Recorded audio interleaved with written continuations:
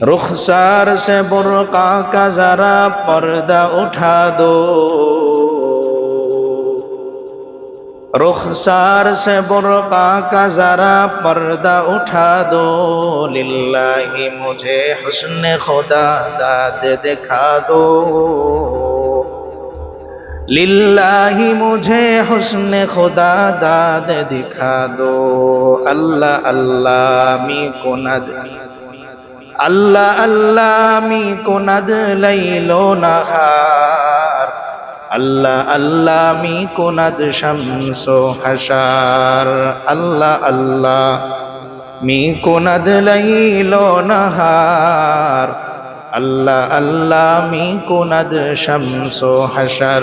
लाल्ली आमलु सालिहान फीमा तारक्तु।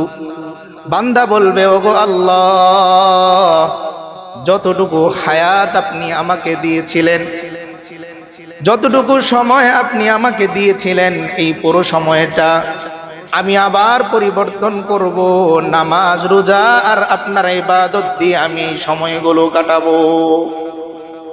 বান্দা বলবে, ওগো আল্লাহ, যেই পরিমাণ অর্থ টাকা আমাকে আপনি দিয়েছিলেন, এই পরিমাণ টাকা অর্থ আমি আপনার রাস্তায় ব্যয় করব। যেই পরিমাণ বুদ্ধি জ্ঞান মেধা আপনি আমাকে দিয়েছিলেন, এই পরিমাণ জ্ঞান বুদ্ধি দিমাগ আমি আপনার জন্য ব্যয় করব।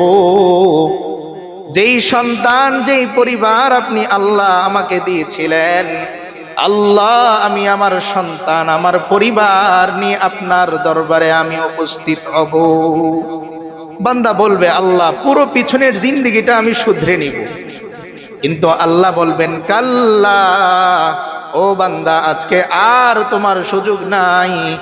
কারণ তোমার যতটুকু হায়াত দুনিয়াতে আমি আল্লাহ দিয়েছিলাম, এতটুকু সময় ছিল বান্দা তোমার পরিবর্তন হওয়ার, তোমার আখিরাত গোছানোর, তোমার সামানা গোছানোর। তুমি কি বান্দা শুনোনি, ওয়ালা তামুতুন্না ইল্লা ওয়া আনতুম মুসলিমুন? তুমি কি কোরআনের এই আয়াত শোনো নাই? আমি আল্লাহ যে বলেছিলাম মুসলমান না হয়ে তুমি মরো না। কই বান্দা, আয়াত তুমি শুনলে, কোরআন তুমি শুনলে, কিন্তু বান্দা তুমি পরিবর্তনের জন্য এক মুহূর্ত ফিকির করলে না।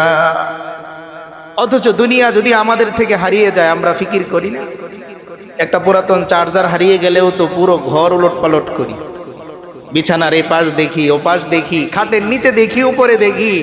আমার সন্তান আমাকে নিয়ে বিদ্রূপ করে, বাবা একটা পুরাতন চার্জার এত খোঁজা লাগে?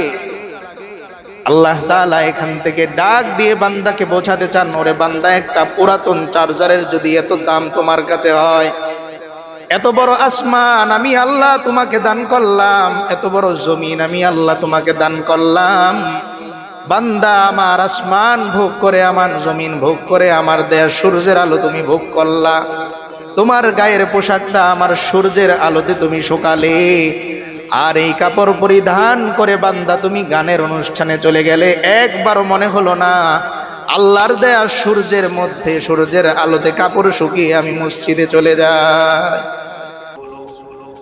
الذي أرسله الله تعالى بالحق بشيرا ونذيرا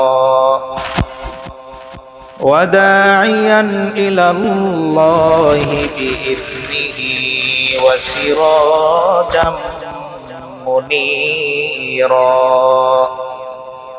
صلى الله تعالى عليه وعلى آله وأصحابه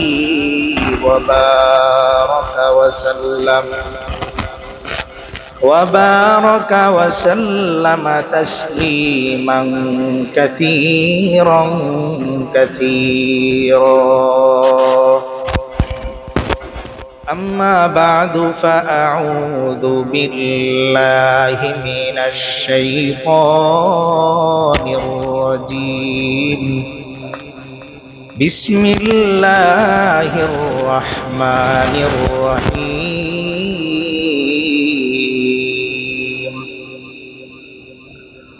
ومن يعمل سوءا أو يظلم نفسه ثم ثم يستغفر الله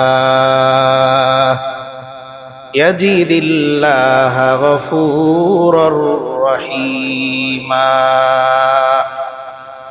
صدق الله العظيم وصدق رسوله النبي الكريم ونحن على ذلك لمن الشاهدين والشاكرين والحمد لله رب العالمين وقال تعالى في شان حبيبه ومحبوبه مخبرا وآمرا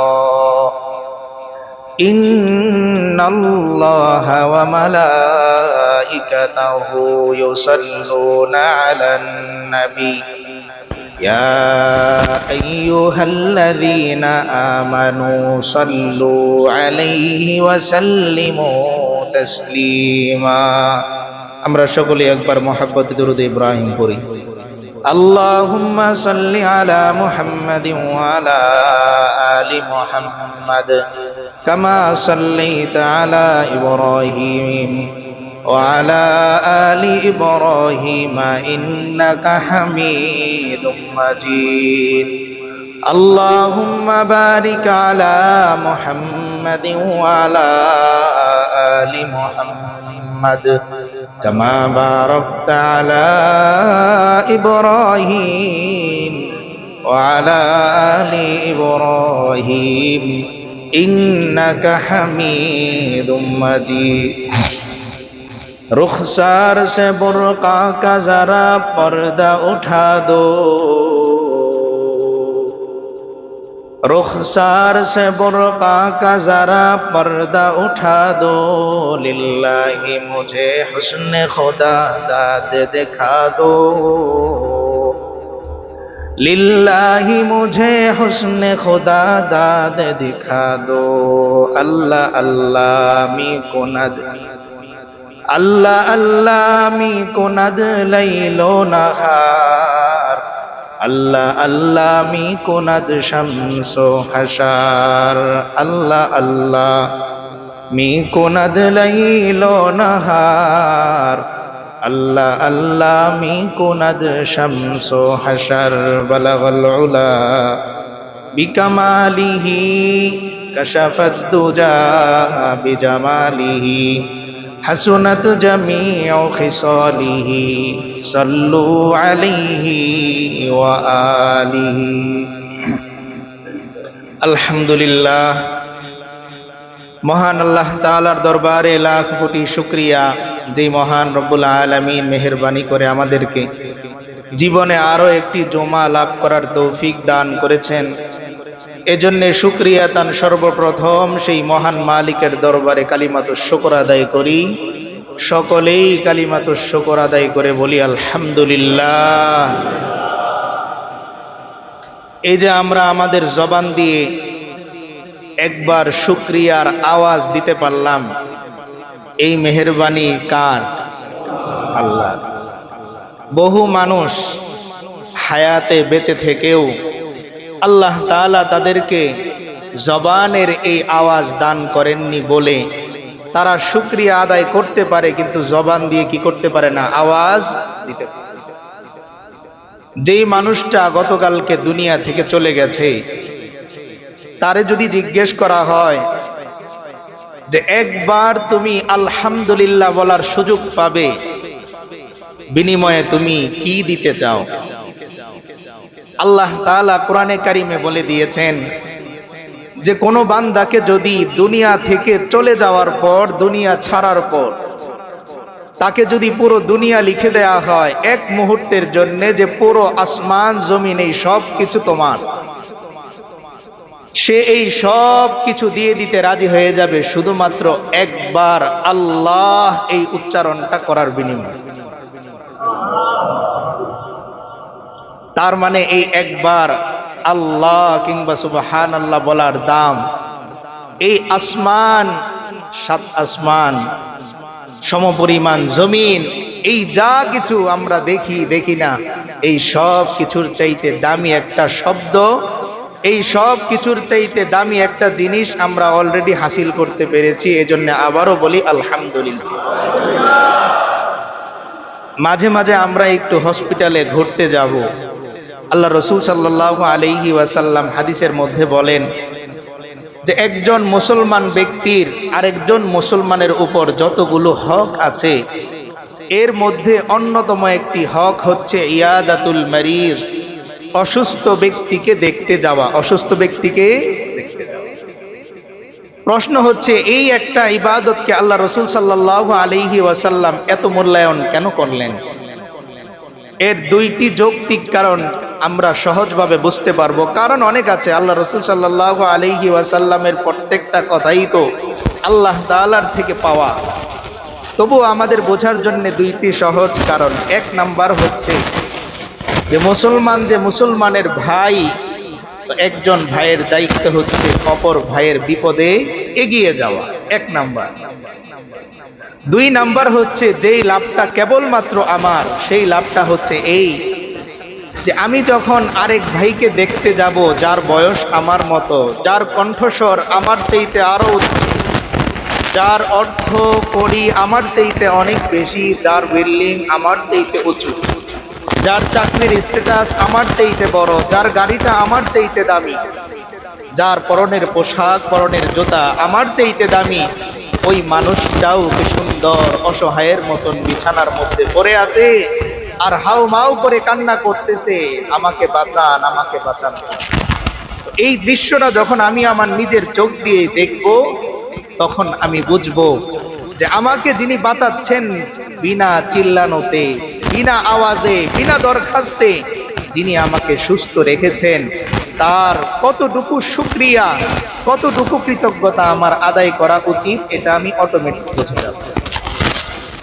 হসপিটালের বেডে আপনি যখন যাবেন দেখবেন কি অসহায়ের মতন মানুষগুলো পড়ে আছে। সে জানে সামান্য একটু পেট ব্যথার বিনিময়ে কত কোটি টাকা।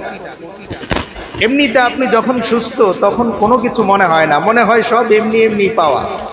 শুধু একটু পেটে ব্যথা দেখা দিক রাত্রে, আর আপনার কাছে এই অপশন চাওয়া হোক, একতলা লিখে দিবেন, পেট ব্যথা ভালো হয়ে যাবে।